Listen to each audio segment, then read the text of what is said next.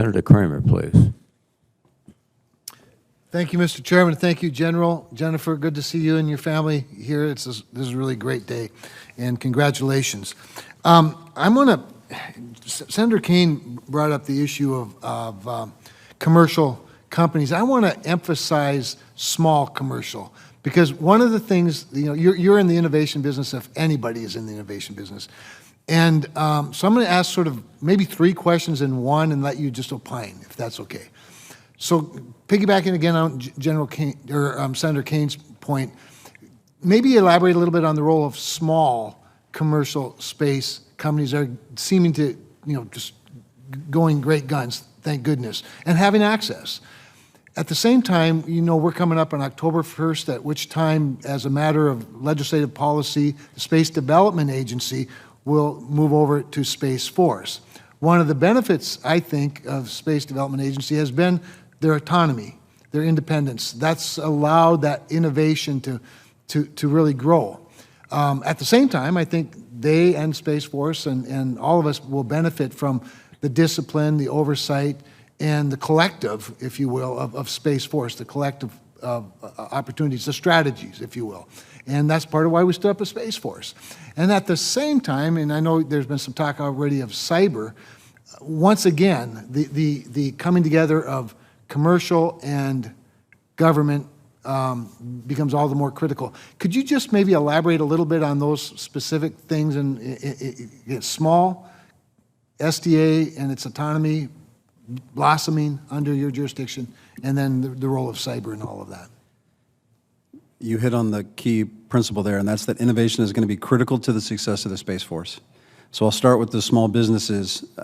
One thing I can say for certain is that with regards to ideas, the more the better. And if you can look across the broad space ecosystem and pull in as many ideas as possible, regardless of the size of the vendor that's promoting that idea, you're going to be more successful at putting solid, innovative ideas on the plate. With regards to Space Development Agency, I couldn't agree more. Their innovative business model, if you will, has been very successful in the early efforts associated with missile warning, missile tracking, space data transport layer, et cetera. When they come over to the Space Force 1 October, we've already been working with them. We've been planning for months to make that transition seamless, to make it smooth. And we want to make sure that we don't violate that secret sauce, which is the innovation engine of Space Development Agency. So if confirmed as CSO, I'll be committed to making sure that we don't lose the goodness as we bring them over. Now, we need to integrate them and make sure they're a part of the force design. That's what's going to make it an effective force when it's finally fielded. But I do not want to lose that innovation engine. And nothing requires staying at the technical forefront than cyber. It is such a fast-paced, changing environment that innovation, our ability to stay engaged with the leading edge of technology there is going to be essential. One of the innovative ideas that we came up with is something we're calling supracoders. And the idea is that we take our guardians, especially the ones who kind of do coding as hobbies, quite frankly, and pull them in, give them advanced training, and then put them back into the units, and so that our operational units have direct connection to people that can code and develop applications that support the mission.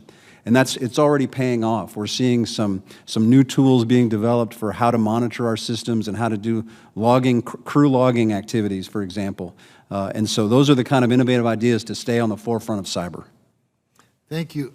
In the last minute, let's just talk a little bit about my favorite space topic, Parks.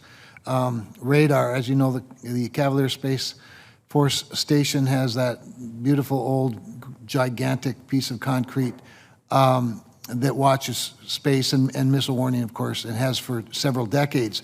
But modernization is important, and some has taken place there already, and appreciate that. We were able to put $5 million into the fiscal year 23 NDAA here in the Senate. Hopefully that survives. But maybe you could just share a little bit in the closing seconds your vision for that radar.